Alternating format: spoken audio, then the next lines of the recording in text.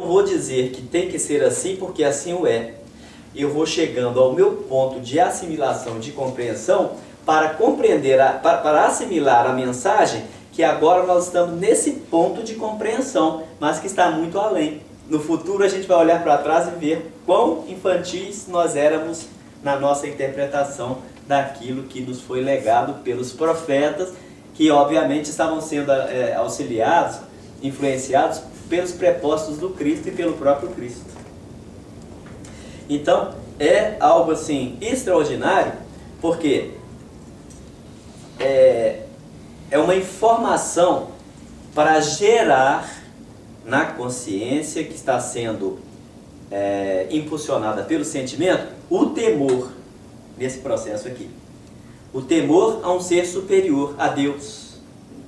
Porque esse Deus, para muitas consciências, ele ainda é punitivo, proibitivo, vingativo. E não é. É a assimilação do indivíduo na sua estrutura alcançada em termos de razão e de sentimento. Porque cada indivíduo, a partir das reencarnações sucessivas, ele vai no bojo da sua individualidade, assimilando experiências e fomentando mais necessidades de conhecimento. E aí nós percebemos que Deus, de forma alguma, seria punitivo. A questão do temor é que iria dar uma base para um dia a fé. Porque nós vamos ver que nas anteriores passagens, desde o princípio do Velho Testamento, os profetas e os patriarcas sempre diziam que nós deveríamos ter temor a Deus. Deus não é um ser temerário, muito pelo contrário, ele é amor na assimilação do evangelista João. Meus filhinhos, amai-vos uns aos outros, porque Deus é amor. E Jesus trouxe-nos para nós, bem pertinho, a assimilação de que ele é Pai. Deus é Pai.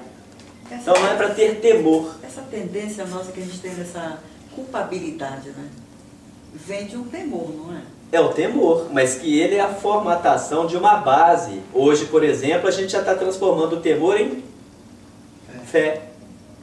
Mas todo indivíduo ele não assimila do mesmo ponto de vista. Quer dizer, ele pode ter um ponto de vista, mas cada um interpreta da sua maneira de acordo com a sua necessidade de crescimento. De acordo com a sua evolução, aquilo que já atingiu de conhecimento, de experiência. Então, mas o que pode ser hoje para mim positivo, que já foi um dia negativo, pode ser positivo, para muitos ainda é negativo. É negativo. É onde gera o conflito. Exatamente. E o interessante é que o universo e Deus é sempre imutável, está sempre lá. No momento que a gente evoluir e conseguir ver aquilo, vai ser igual a Jesus. Então, aí a transformação é do indivíduo. É sempre da gente. Você está vendo como é que é sempre interior? Interior. Por isso que Deus é imutável, é sempre amor. No momento que a gente decidir conectar com isso, é que a gente vai estar. É a gente que se faz infeliz. É a gente que vai se fazer feliz. Nós que fazemos nossos preconceitos, nós que superamos nossos preconceitos. Exatamente. Entendeu? Porque é o ponto que o indivíduo vai galgar a assimilação e compreensão daquelas dificuldades que ele carrega. E vai transformar. Por exemplo, os navegadores de 6 séculos passados, eles não transpunham determinada linha no limite dos oceanos, porque a ideia é de que ele iria cair numa grande cascata, né? Porque tinha uma ideia de um mundo plano. A partir do momento que os espíritos superiores começaram a influenciar, e aí naquele livro Brasil, Coração do Mundo, Pátria do Evangelho, a gente vai ver lá Henrique de Sagres, um espírito que foi orientado pelo próprio Cristo, que reencarnou em Portugal para fundar a famosa Escola de Sagres.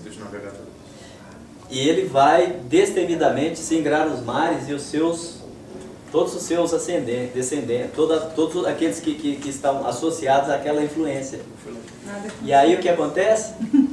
Foi caindo por terra aquelas ideias que se tinha, que a própria igreja pregava, porque queria manter o controle, como tentou manter e ainda tenta manter, até na questão da reencarnação. Então, mas até quando queimava as mulheres que eram os médios, que eles consideravam como bruxas e bruxos, Mas a partir do conceito da química, física e todo o conhecimento intelectual, vê que isso não é um lado monstruoso, é uma realidade, que é uma ciência, que isso existe. Então esse conceito foi da assimilação do antes e o depois. É fantástico. O ser humano, ele na verdade, ele tem que estar brigando por algumas coisas exteriores, porque aquilo do exterior, em determinado momento, vai fomentar o seu próprio íntimo. E aí é que vai acontecer a mudança. Então, enquanto uma pessoa estiver brigando para falar que pau é pedra e o outro falar que pedra é pau, na realidade vai, de uma certa forma, num processo chamado automatismo de evolução, despertar o indivíduo para que ele possa assimilar, não, você está teimando que pau é pedra e você está teimando que pedra é pau. E aí, olha, então realmente isso aqui não é pedra, é pau, e o outro, olha, realmente isso aqui não é pau, é pedra. Chegou o momento da conclusão através das experiências. Porque quantas pessoas, por causa do orgulho e da vaidade, elas não dão aquilo que a gente tomou por um ponto de vista, né? O braço a torcer.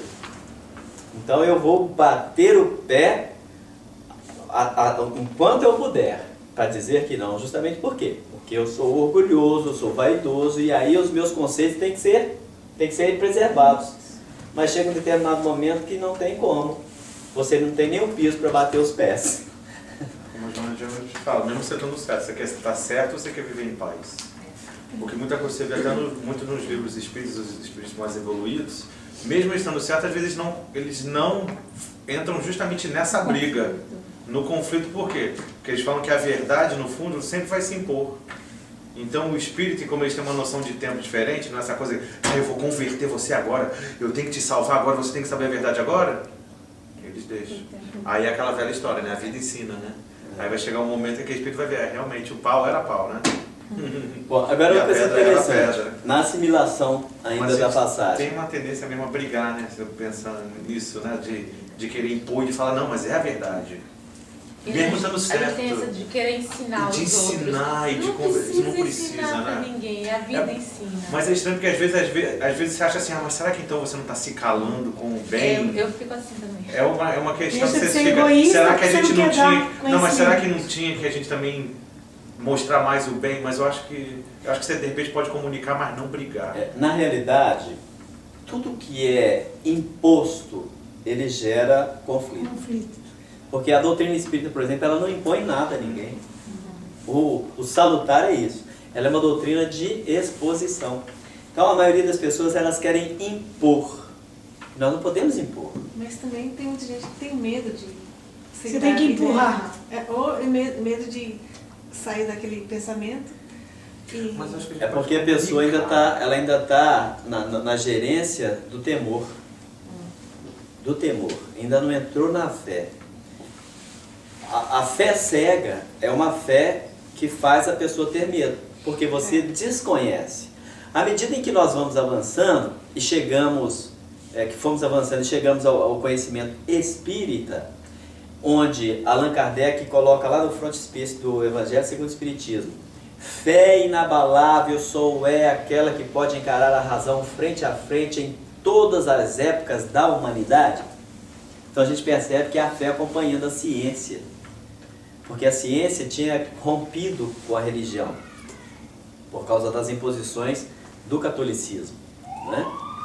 Mas chega o momento da aliança da fé e da religião, onde nós vamos tendo novos conhecimentos, vamos adquirindo aquisições através do nosso raciocínio, e obviamente a religião, ela alimenta o sentimento, a ciência alimenta a razão. Não pode haver um divórcio de razão e sentimento.